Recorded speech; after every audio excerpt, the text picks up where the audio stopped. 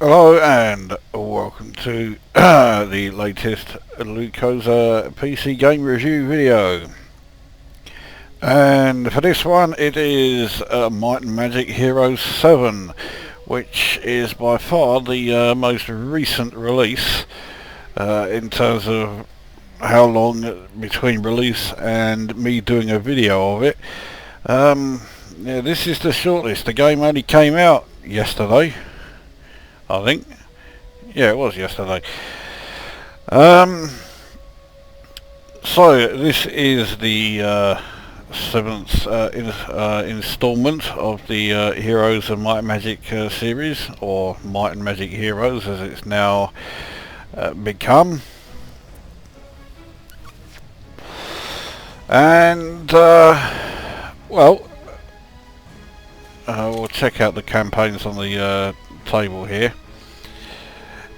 The main idea behind it is that this bloke here, Ivan, who I think is something to do with the Griffin lot or whatever, he is listening to a load of stories being told by these lot here. So we have well, it might be Jorgen, I'm hoping it's Jurgen, who looks like he's the Dungeon faction, Lacia, who's from the Sylvan faction, Kent, who is from the Strongholds, Tanis, who surely is from the Academy, Anastasia, who is a name you may recognise if you played Heroes 6. And she is here representing the necromancers, and Murazel, who is an angel, and she is here representing the Haven faction. Ivan, once his campaign is unlocked, will also be representing the Haven faction. So you can select which campaign you want to do by clicking on the names, or you can click on the map and then you get to select them through clicking on the icons. Right, anyway, that's how you do that. We'll go back to the council, and then we'll actually go back even further to the main menu, because I've already got a game underway which I shall load. Now, I haven't got particularly far in this, and yet I feel compelled to do a video of it anyway. Well, I should say I feel compelled to do a review of it. I've already done one video showing some gameplay, and if you've watched that, then you'll have a fairly good idea of what's coming. Now, let's just check to see if something that often happens is going to happen again. Yes, it is. When you first start the game, no sounds are working. But, well, apart from the music. But once you decide to attack an enemy unit that's hanging around, then once you get to here, now the sounds work. So you may be thinking, there are a few bugs in this game. Yes, there's more than a few. Believe me, I'll cover them all. So, the first bug actually has currently been avoided, and that is that when you first start this combat, sometimes one or more of your units completely disappears, and you can't select them from here either. And the only way to get them to appear is to click on auto deploy here. Then they all suddenly show up, and then you can place them where you want. So yeah, not ideal. Right, so let's okay, don't look like I'm going to do a great deal on my hero attack. Now, because of an ability I have with my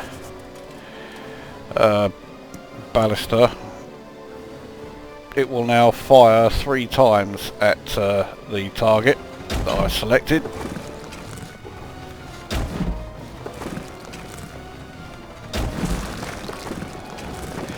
But another issue with the ballista, which I may be able to illustrate later on, is that when you are able to select the target and you therefore select whichever unit you want to attack, it will say that it will kill so-and-so to so-and-so. Let's say, for example, it says it will kill between 5 and 6. Now, it doesn't tell you if that's per shot or total. So you go ahead and select it anyway. It fires, and the first time it kills 4 people. Well, that's not between 5 and 6. The second shot may kill 5, and then the third shot will kill 4 again. So the estimate of 5 to 6, well, looks like it might be per shot, except that 2 of the 3 shots kill less than the lowest amount that it says it will kill in the first place. No, I'm mystified about that. Anyway, this unit is the Silverback, which is the upgraded Direwolf. He has quite a handy special attack here, which is the Feral Charge. It will attack any unit on screen. There's no limit to the range, and it will attack with +5 to its actual attacking move. The drawback is that its defense is at 0, so that if it is attacked after that, he's going to take the full whack. So well, we'll give it a go anyway, because it will completely eliminate this lot of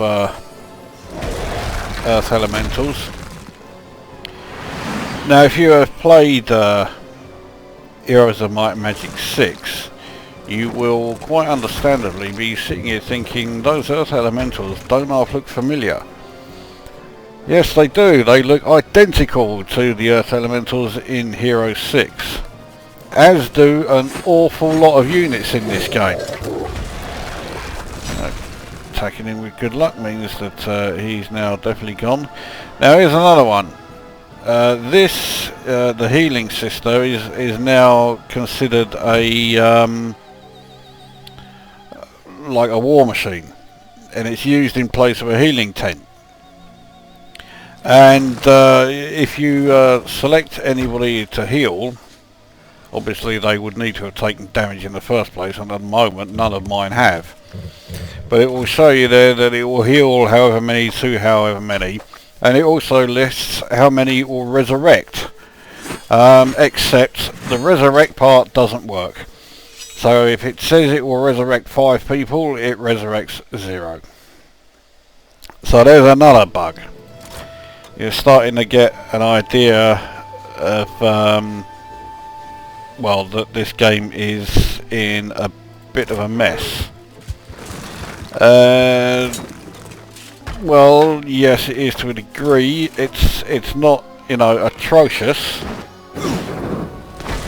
but it has some issues that really need sorting out, and quickly. Now you can see my hero has already reached the maximum level for this particular campaign mission.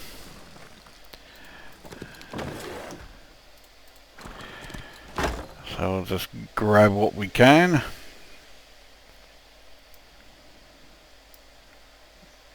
Some more Earth Elementals.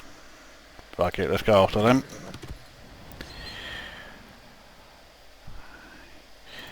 While I'm wandering around here, no problem.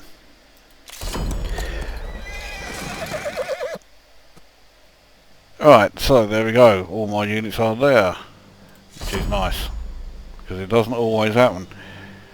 And I do like it when this happens. All of the enemy units are all in one stack.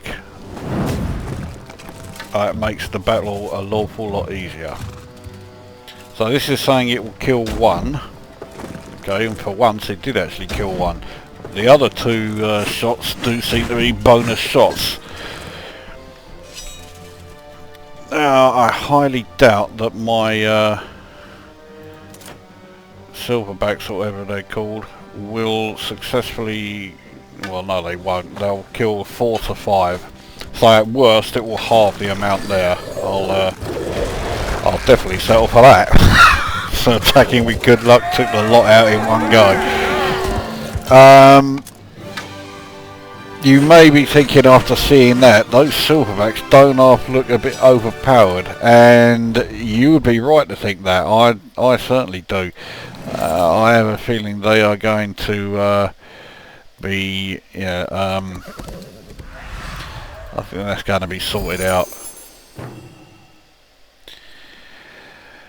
Right, where next? I need to sort out all of these elementals, but he's run out of movement points. Now, the next issue that I have come across, yeah, I have come across quite a few, is this character here, who is immoral. One of the missions that I have to do, or one of the quests rather, is to, let's track that, I don't want that missing, is to assign Immoral as Governor of Brightsgate. Now Brightsgate is over here, and it's the town that I am building. There is one problem. I do not have the remotest clue how to assign her to be the governor of this town, or indeed how to be the governor of anywhere. I just can't find it. It might be in the manual, but if it's an important feature, and seeing as it is a quest in just the second campaign mission, I would imagine it is a useful feature. Surely it would be advantageous to make it something you can find quite easily. So here we are in the town then. So you have several options. As you can see, as far as building the town goes, it's a lot more involved than any previous version. There are a lot more structures that you can build, and later on, you can't see it here because I guess this is such an early mission within the game that it's not brought it in yet. But later on, when you are able to recruit the tier 7 creatures, it looks like you have a choice of 2, and you have to decide which of the 2 you want. Now, being tier 7, I would imagine they're going to be pretty fucking tough no matter which one you go with. So it's purely down to personal preference. But anyway, as with all the previous games apart from Heroes 4, you can build all of your regular recruiting buildings, which you can then upgrade so that you can get the improved versions of each of the units. Here is the creature select. We've still got a few days before any are generated. So because they are all upgraded, I am getting Legionnaires, Marksmen, Silverback, Abbots, Justicard and Cuirassier. So these are coming in from other dwellings that I have flagged. You can do caravans, which well, I can't at the moment because there's nothing in any of these places. Alright, so next is to buy the warfare units, which is basically buying your war machines. As you can see, the Haven Ballista and Healing Sisters are the 2 war machines that are available. Now, unlike any previous versions, with this you have to build 2 buildings to get both. So this, the Blacksmith will get you the Haven Ballista, and the Convent of Elrath will get you the Healing Sister. Because with all of the factions now, There are two war machines, the catapult, which you always have, and I guess it's either a ballista or some other equivalent of the ballista for each unit. The other unit, which has basically replaced the healing tent, is essentially a unit that appeared in Heroes 6, but now they're only usable as, well, in this case, the equivalent of a healing tent. So you have to build a building that is a bit like a dwelling rather than the blacksmith in order to actually equip them. This option is to enlist new heroes, which I would do if I had the tavern, which I don't, so that can't be done. Trade resources is pretty self-explanatory. This is if you have the marketplace.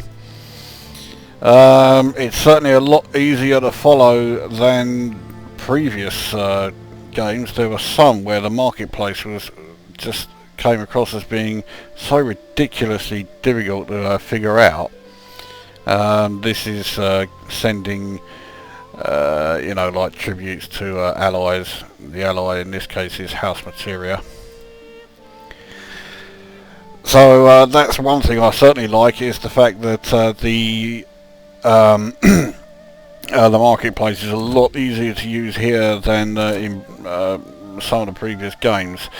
The Mage Guild, I've built all 4 tiers, so all of these spells are available if I have any spell casters, which I do.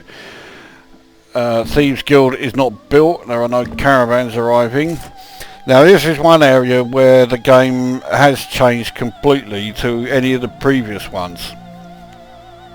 When you build the fortifications, it results in a load of additional units being recruited, but you can only use these units when you are defending your main town, or defending a town that they're in. So because I got the level 1, I had those. I've also got the level 2s, so I have these two who are also going to be defending. And because I have the fortifications level 3 and the champion guard tower, if I had the tier 7, the champion level creatures available to me, there would be one, presumably, I can't imagine it would give me too many more than that, here in which will also defend the town. So as well as having up to 7 creatures of my own, there are potentially another 5 stacks that will be made available. So attacking towns is now seriously bloody difficult. On top of that, the moat, which surrounds most of the towns in all previous games, is now built separately. It doesn't automatically appear once you've built the tier 3 fortifications. So this is built as well as those 3. You can't always build it. If you want a resource silo, which is a pretty standard building throughout the entire series, which gives you each week one of the rarer rare one of these things, then you can build that, but that means you can't build the moat. So you can build one or the other, but not both. The towers that also appear in previous games automatically when you build the level 2 and level 3 fortifications, they have to be built separately. And then the wall and the gate, obviously they are not built separately, but now we are shown how many hit points they can take, which I'm quite pleased about actually. Normally you just had to guess what it was. Now you've got an idea of just how strong your walls and your gate are.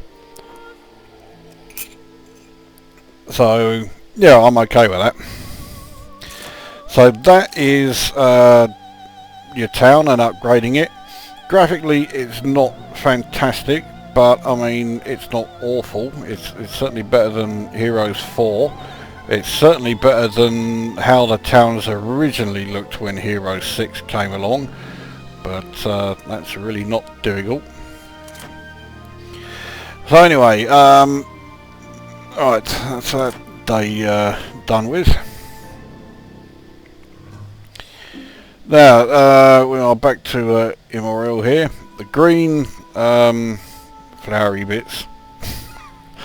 I'm good with my details.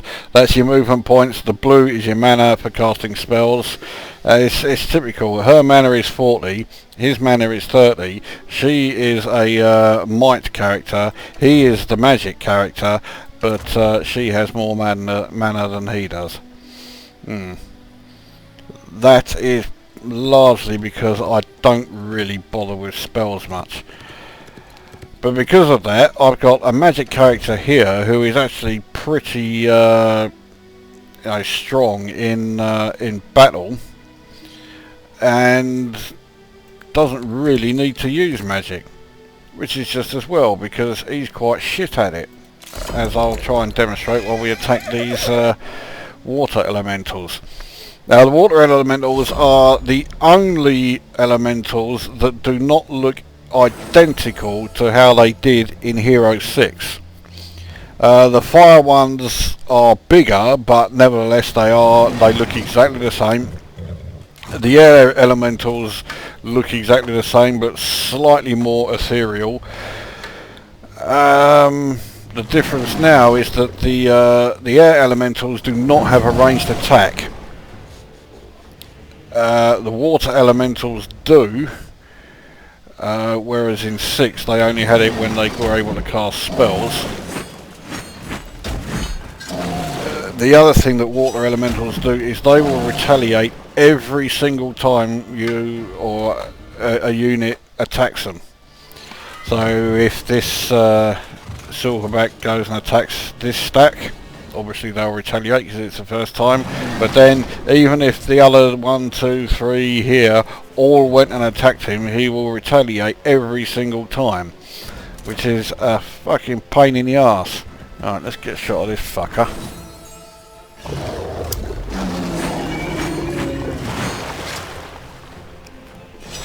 The healer isn't needed. It doesn't work properly even if it was needed. Right, we shall wait because there's no point exposing them to more damage. As you can see, they can do a hell of a lot of damage. He's killed 7 of those fucking things, and there's only 4 of these. Soon to be either 1 or 2. It would be. Oh well, he's about to go now. Yeah, with good luck he would have slaughtered if there was still all 5 of them.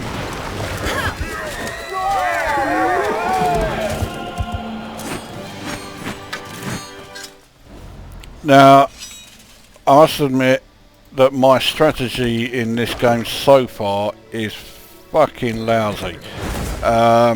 I'm constantly fighting all of the creatures with a hero that cannot advance another level. He's at the level cap for this level. Meanwhile, old Immortal here is only level 9, so she can advance another 8 levels, but she's not actually doing any combat. So yes, I am well aware that I am playing it like a fucking muppet, but oh well. In fact, what I will do, if it will let me... this is the inventory of Immortal. So she has the bag of endless gold, giving an extra 500. Now this, Immortal's magic sword. It says there, okay, quest item, and it can be equipped, but you cannot remove it from her. As soon as I say that, now it finally does. Beforehand, it wouldn't let me do that. So, right, well, you can't sell it, no one else can use it, and for the longest time, I wasn't even able to change it to... you know, let anybody else or let her use any other sword. Not that I would really want to. I mean, +5 might and +8 initiative is pretty fucking good. And then there's +2 defense from her cape there.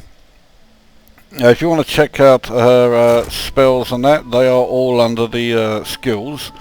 Obviously, she does not have any spells because she's not a magic user, although prime magic does appear there.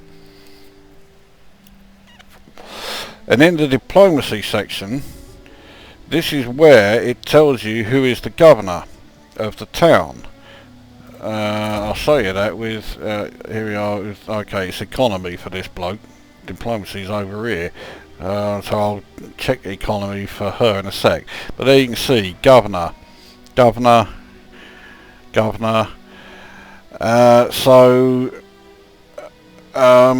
It seems as though this guy has been chosen to be the governor, whereas Immortal hasn't, and I've got no idea. Oh, here we are, governor. Okay, so maybe if I upgrade her to enlightened leader next time she gets some experience points, or go up a level, maybe she can do that.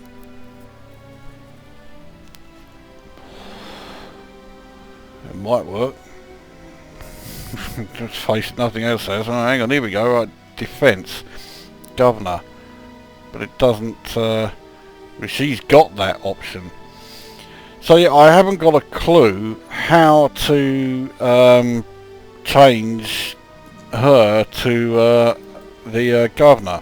If she is, then Guardian and Justicar gross in this town area control is increased by 2. But how the fuck do you do it? I can't see how it can be done. Right, there we go, there's Bright's Gate, and you click on it, it doesn't say anything. So, you know, again, what do I have to fucking do? I cannot find anywhere where it is. It's not in the game menu. That's just your regular shit there. It's, I can't see anything in quests that highlights it. Primary quest, secondary quest, and it's a primary quest, so I have to do it. But how the fuck do you? So if anyone knows, for fuck's sake tell me, because it's driving me round the bend, and I'm not going to be able to finish this fucking this part of the campaign until I've done it. What I will do though is switch around all the creatures and all the weapons so that Immortal can actually do some fighting and gain some more experience. So we'll give her that. Give her the boots. Now both of these characters have to survive to the next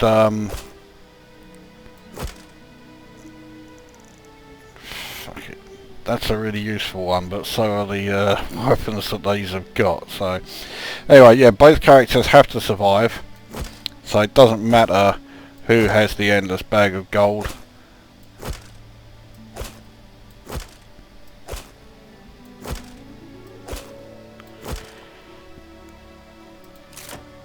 Right, so Thomas can piss off back to Brightscape for the moment.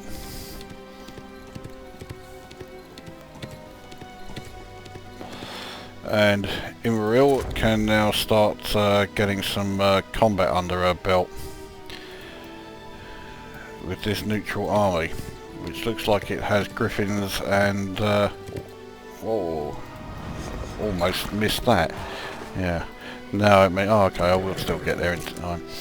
Right, so they have griffins and Imperial griffins. Of course you'll recognise them from Hero 6. In fact, you'll recognise griffins and Imperial griffins from pretty much the entire series. But in this one, they look absolutely identical to how they did in Heroes 5. No, Heroes 6 rather. I'm making the right fuck up of sorting out this army. I want it, actually no, I don't want him there because that thing's in the way. That'll do. So I mean, they look identical to how they did in Heroes 6. Now, when I was in the beta for Heroes 6, there were a lot of things that were very similar to Heroes 5 because the Heroes 6 coding hadn't been finished yet. The one that really stands out is the hero attack, which I'll do here. As you can see in this, it looks identical, more or less, to how it does in Hero 6. And I thought this was just a placeholder because they hadn't done the Hero 7 animations yet. And the same thing happened in the beat of Hero 6. When you did the hero attack, it did the same move and the same animation from Heroes 5, which was you saw the hero running up and on the horse and swipe the enemy as you rode past. I'm not sorry that it got taken out because it was quite slow and took too fucking long. I have a feeling that would sort them out.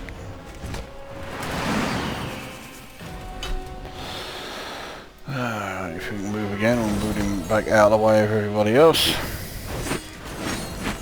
Great, I'm going to lose quite a few here. Alright. I didn't lose anywhere near as many as I thought I was going to. That should, yeah, 7. Take them out, no problem. Even the sound effects are the same. And again, this happens an awful lot. Same graphics, same sound effects. Just like the silverback can retaliate any number of times. Yeah. Well, surely, yeah, so they'll have no problem with that lot. She can move again, but she can't go very far, so... well, he can't do anything, he may as well wait, because, yeah, they're dead now.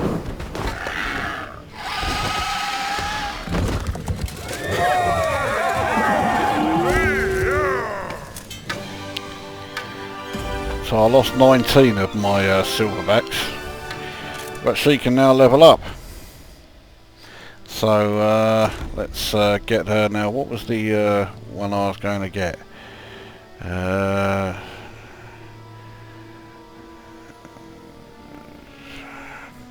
was it, Enlightened Leader. Actually, I'm not sure I really want that, it's a bit shit. Oh. Fuck it, we'll choose it. Oh, she has one more. I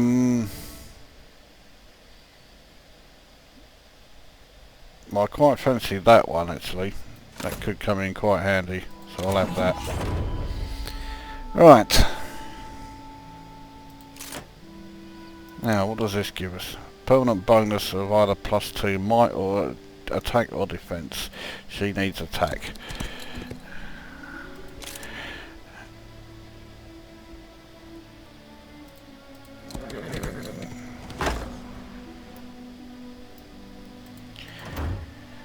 In fact, he could do with that as well. He's pissed off right over there, so... Brightscape is showing with that green build there, which means something can be built. But if you look there, the only thing that is left to be built is Elras Infinite Mercy, which requires a tier of Asher. Shockingly, I don't have one of them yet. So, yeah, essentially the town is fully done.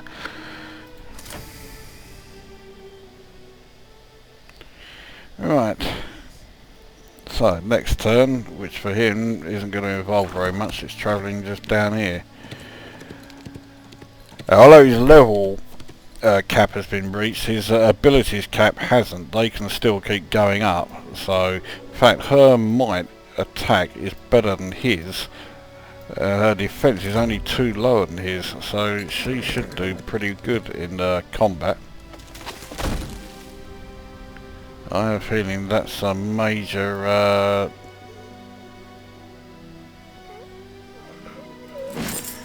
enemy to attack there.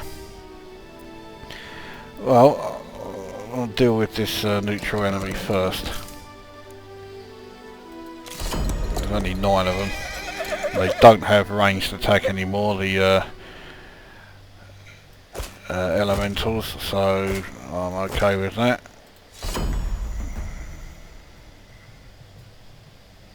Well, the air elementals don't. Water elementals and fire elementals do, but that's it. Of course, Hero 6 also had light elementals and shadow elementals, and I'm sure there were other fucking elementals. There was a hell of a lot of them. I haven't found any yet, but that certainly does not mean that they are not in it. Fuck it, let's go after that one. Oh, bollocks. He's stuck there, he can only attack them. That's handy. Now, if you can get around them, he's not able to in this turn. But you'll notice next to melee attack, it will have flanking and full flanking. If you can perform a flanking move, you will do more damage and therefore kill more units. Full flanking means even more damage and killing even more units. So, unlike any previous Heroes of Might and Magic game, there you go. Charge full flanking kills 3, mind you, so does, okay, any of his attacks will. But yeah, unlike any previous Heroes game, at least as far as I'm aware, in this, it pays to constantly keep your units on the move. Alright, well that's that lot going down.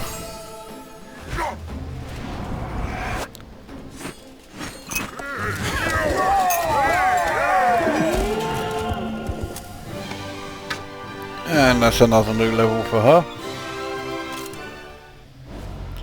Right. What do we want now? Well, warfare is certainly a handy one for a combat one to have. And that one there, improved durability, is definitely going to be the next one I get. Anyway, right, so let's grab the gold. What does this do? Fountain of Restoration. Oh, a bit of that. Gives me some more unit points. Grab the Dragon Blood Crystals, because I don't have any. Now I do.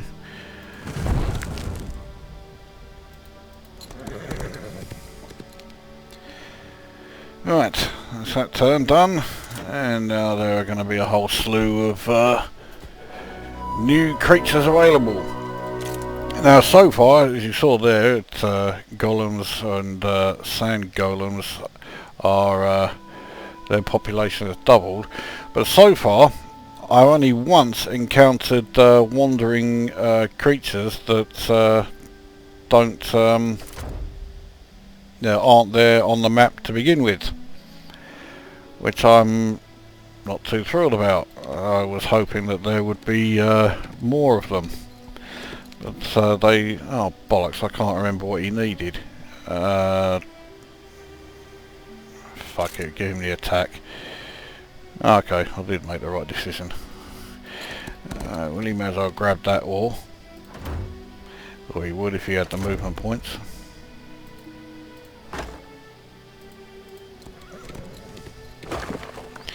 I forgot I haven't gone there. +1 spirit, I think, is more magic based, but bollocks, I might as well take a look. Now let's get recruiting.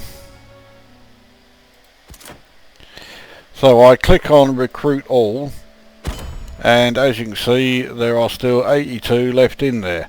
So although I clicked on recruit all, it doesn't recruit them all. Now it does if you click it again. Right, so we'll get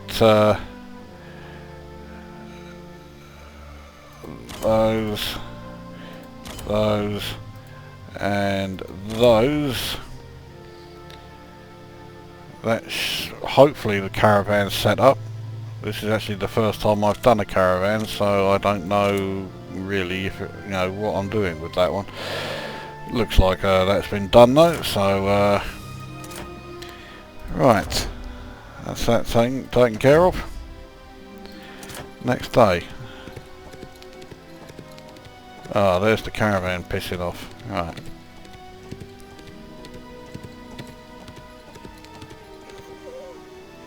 I would prefer it if it didn't hold up the game just to show us the caravan moving, but oh well. Right, what's over here? Alright, so... well, that area looks completely blocked, so yeah, forget about that.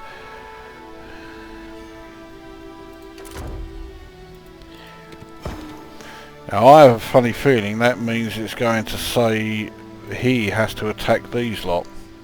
I hope not, but well, we'll soon find out.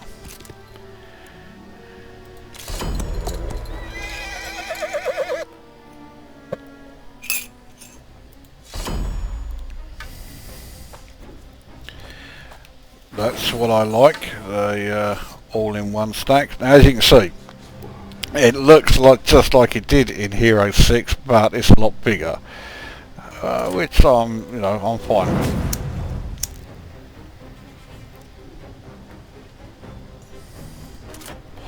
What it doesn't have is its fire shield,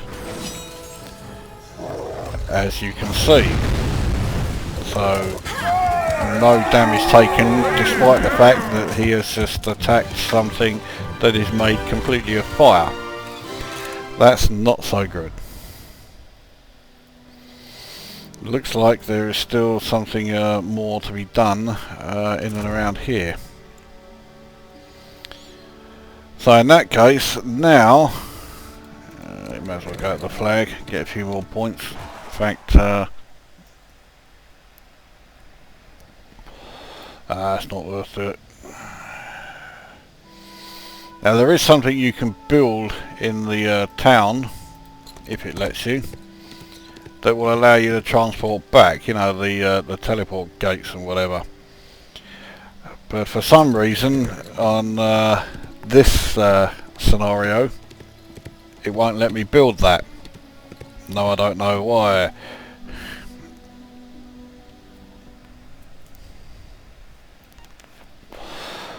Okay, so you can carry on going back. Anyway, I think you've got a pretty good idea of what the gameplay is all about. So what I will do is actually something I was supposed to show you earlier. For some reason I didn't, I got a bit distracted. Right, so here you get, it's basically all of the lore. It shows you all the creatures, the heroes, the lore of every faction. So you have the Haven, the Stronghold, the Academy, the Necropolis, the Sylvan, Dungeon and Neutrals. Now if you look in Neutrals, you'll see a few things that are familiar. Griffins and Imperial Griffins. So they are still around, but they are just neutral. Sea Elf Pirates are fucking easy. Chantery Golems I haven't encountered. But the Juggernaut, you recognise that from Heroes 5, one of the Inferno units. Rather inexplicably, you cannot play as the Inferno faction yet. It supposedly is coming in an expansion, but it seems a bit crazy to release a Heroes of Might and Magic game where playing as the Inferno faction is currently not an option. I wasn't too thrilled about that. So there's your 4 elementals. Then you get the Lilim. That sounds familiar. And indeed, looking at the picture, it looks fucking familiar as well. And if we look at the artwork, that's fucking familiar as well. So there is so much that has just been, like, you know, ported over from Hero 6 without any attempt to really change it. Chantery Titan, I haven't encountered any of them yet. Gold Dragons I've encountered. I was quite surprised at how quickly I was able to dispatch them. As far as I'm aware, they are the only dragons that actually appear in the game so far. So here are all of the Haven units. So these last few here, the Landsknecht and the Swordmaster must be the upgraded version, then the Seraph and the Celestial, which must be the Angels. Those two units I haven't found yet. And then the Catapult, Haven Ballista and Healing Sister, they are now all war machines, even the Healing Sister, which is, well, you recognise them from Heroes 6. Now Stronghold has a lot of creatures that you will recognise from Heroes 3. The Gnoll and the Gnoll Hunter, Harpies and Furies, they're you know, a stalwart of this series of games. The Brute and the Crusher, which I assume are orcs of some kind. Centaur and Centaur Marauders see all the time. Sand Wyverns we've already seen. Venomous Wyvern is the upgraded one. I haven't seen any of them yet. Then you have the Basilisks. So they're back from Heroes 3. Basilisk Lancer is the upgraded version. Cyclops and Enraged Cyclops, and we have the Behemoth and the Ancient Behemoth. Then we have the Tamed Cyclops, which must be the it's used to destroy gates, towers or ramparts. So that's the thing that's used to as their catapult. And then the Dreamwalker, which must be a it's used as the healing tent, but it can also provide offensive capabilities, which is just as well, because it looks like the strongholds don't have any other war machines, just the Tamed Cyclops for the catapult and the Dreamwalker. So that's none too good. Now we get the Academy. They have the Gargoyles, Kabirs and Kabir Masters. Now I haven't got the faintest idea what they are. They look like little lizard things. Golems and the upgraded Sandstone Golems. The Jinn and Jinn Channeler. So again we got the old genies. Apprentices and Disciples, which must be like mages. The Rakshasa and the Rakshasa Raja. The Colossus and the Titan, which we've seen quite a lot. Now we get a lot of other stuff. So we have this Arcane Eagle and a Simur, whatever the fuck that is. Now these are champion creatures along with the Titan or the Colossus before it. So it looks like you may have a choice of champion creatures. If you're allowed to have both, then that makes the Academy pretty fucking strong. Then you have things like this, the Great Pyramid, that's their catapult, the Small Pyramid, which is probably their ballista, and these lot actually do have a regular healing tent. Necropolis, so here we are with Skeleton Hoplite, Ghost Banshees. The Ebon Spider and the Death Spider are new. Leech and Archleech are certainly not. Lamassu, Plague Lamassu. These two, I say, I had never seen these creatures. It was a sort of like undead Manticora. They appeared in Heroes 6, and now they appear in this. Now, admittedly, the pictures here are different to how they looked in Heroes 6, but in the actual game itself, they look and sound identical to how they did in Heroes 6. So we have the Vampire and the Vampire Lord. Again, you know, they've been in Heroes games for as long as I remember. The Bone Dragon and the Spectral Dragon is a champion creature. The Grim Rider, which I have seen and fought against, is another champion creature. So it looks like this faction has, well, either got the choice of, or it has two champion creatures, which again makes them seriously tough. The Spitting Spider is their siege unit, that's their catapult. And this looks familiar. The Namtaru, which is another attack and support unit, straight out of Heroes 6. No attempt whatsoever to disguise it. Not too thrilled about that. Sylvans, they have all of this lot. There's that moon doe that I didn't recognise from the previous game. So there are more dragons in there. So the green dragon, the emerald dragon is the upgraded version, and the treant and the ancient treants, which we've seen several times before. Greater Earth Elemental is their catapult, ballista, and the Mother Treant, which I guess is their healing unit. I would guess it is anyway. Dungeons, finally, so Stalker, Tracker, Assassin's Shades, Troglodytes, I still haven't got a fuck's clue how you pronounce that.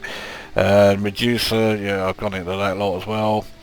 Striders and Solus look like they're faceless. However, well, once we get to the bottom, after Minotaur, Minotaur, Shadow Dragons and Black Dragons, so we have more dragons, then we have Cave Hydra, and so again this lot have choice of 2 champion creatures. The Cave Wyvern is their catapult, a Shadow Lurker, which is surely their ballista, again straight out of Hero 6, unashamedly, and even more unashamedly they have a Faceless, which is now a siege unit, almost certainly their healer. Yeah.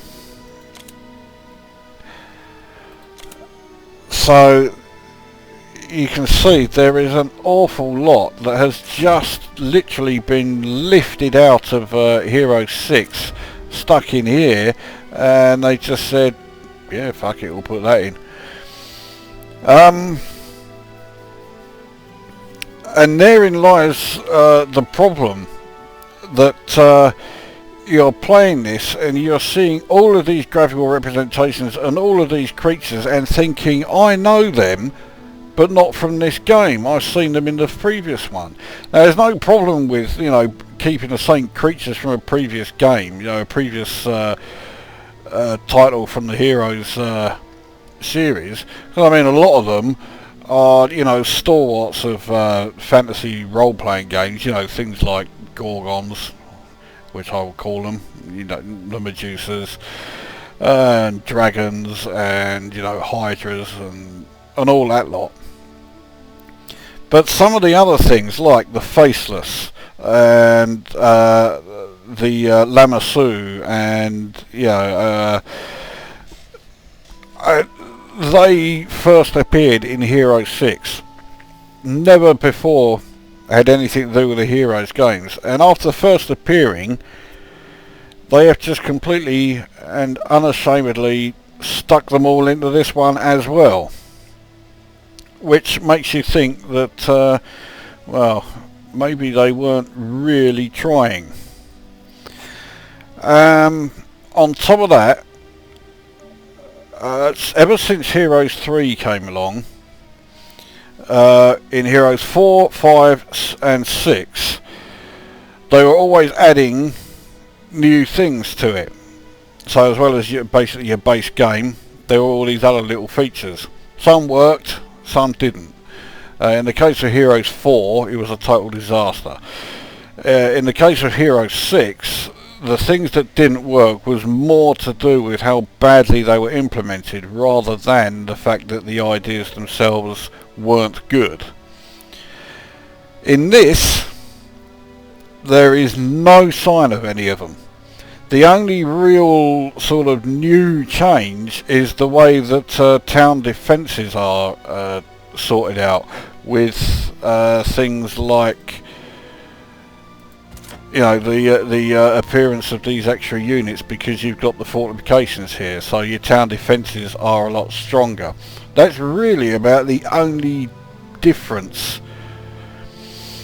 And you'd be tempted to think, well, it shows they really couldn't be bothered. But I think there's more to it than that. I make no secret of the fact that I cannot stand the community of the Elite Dangerous game. And the reason I can't stand them is because no matter what shit Frontier developers bring out and how much they fuck it up, 90% of the Elite Dangerous community are such chronic brown nosers that they'll say everything is fucking great, you know, regardless. Now, I am not a fan of the Heroes of Might and Magic community either, but for exactly the opposite reason. They are just the most ungrateful fucking pricks in PC gaming. No matter what is done to try and refine and to try and add to the Heroes series, from whether it was Heroes 4, Heroes 5, Heroes 6, there was always a sizable proportion who just came along and said, oh, it's not as good as Heroes 3, oh, it's not Heroes 3, so it's shit. And some of them, particularly in the case of Heroes 6, were saying this less than a day after the game came out. So they were doing it purely to be fucking bloody minded. Now here's a novel idea. If you want to play Heroes 3, then buy and install that. Don't buy Heroes 5, Heroes 6, Heroes 7 and then complain that it's not Heroes 3. It's not supposed to be. There's supposed to be advancements. There are supposed to be changes that add to the you know, the actual general gameplay experience. But every time the developers did that, added little bits, added things to, you know, just go on top of the general gameplay experience, all of the Heroes 3 bloody mob constantly moaned about it and said, oh, we don't want that, it's not in Heroes 3, so don't put it in. Every other gaming franchise, although I'm loath to say that word, but every other one want to see their game being developed. They want improvements with each new installment. They want things added to it to add to the original experience. Not with Heroes of Might and Magic though. They all just keep saying we want Heroes 3, nothing else. And with this title, the devs have said, alright, you want just Heroes 3, that's what you're getting. And they have basically turned around to these like fucking whiners and saying, and just said to them, here you are, this is what you want. And as a result, they've released a Heroes game that is devoid of a lot of the like novel new features that were appearing in 5 and 6 in particular that I thought was great. And normally I would say that that is a bad thing and it would result in me saying I'm not keen on the game.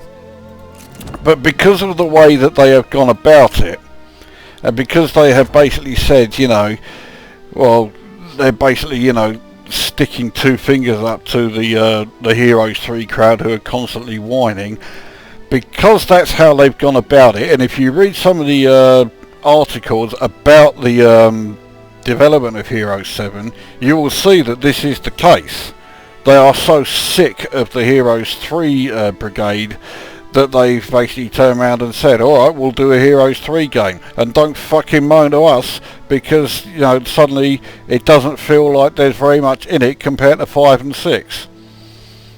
And for that reason, I think it's fucking brilliant. I love the fact that they have done it for that reason. So, as a game overall, it is lacking a bit, and it's not the most in-depth experience you're ever going to have playing a Heroes of Might and Magic game. I would still recommend 5 or 6 over it. Well, rather, I would certainly recommend 6 over it if 6 worked properly. So, as a game overall, I would give this 7.5 out of 10.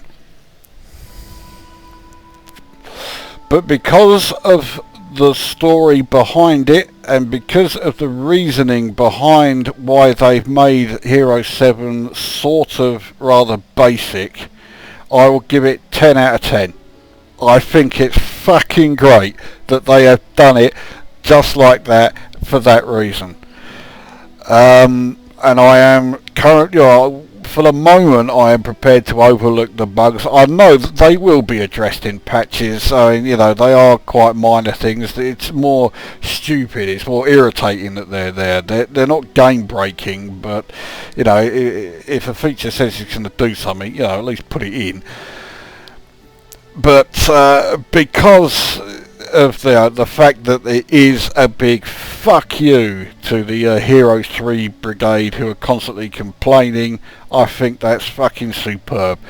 So I will give it 10 out of 10, and I can't thank the devs who have brought this game out enough for doing what they've done. So there you go, that is Heroes of Might and Magic 7. Not the most in-depth Heroes game, but look beyond it, and yeah, I think it is highly worthwhile. So that brings this video to an end, and we shall see you at the next one.